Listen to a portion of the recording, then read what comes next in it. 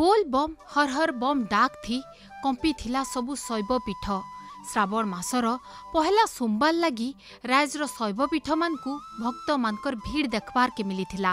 सकालु सकालु श्रद्धालु माने जलाभिषेक करिथिले। पश्चिम ओडिशार धार्मिक पीठ बलांगीर जिला खपराखोल ब्लॉक रो हरिशंकर पीठ जेनु सकालु सकालु काउडिया और भक्त मानकर भीड़ देखबार के मिलिथिला।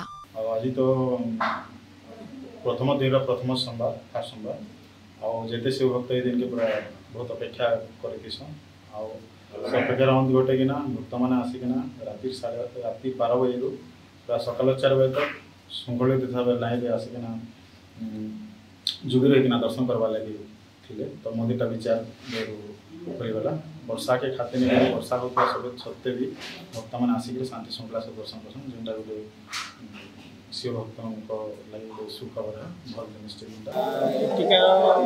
मौसम हरिशंकर भगवान को मंदिर बहुत सुंदर भाव परिकल्पना काम हो बहुत सुंदर आनंद लगुच मंदिर मोर प्रथम थर यहाँ बहुत आनंद लगिला ये भगवान को दर्शन करी पानी ढाली।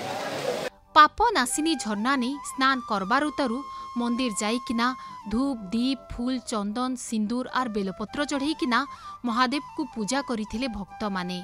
जलाभिषेक करबार लगी हरिशंकर ने भक्त मानकर भीड़ होइथिला।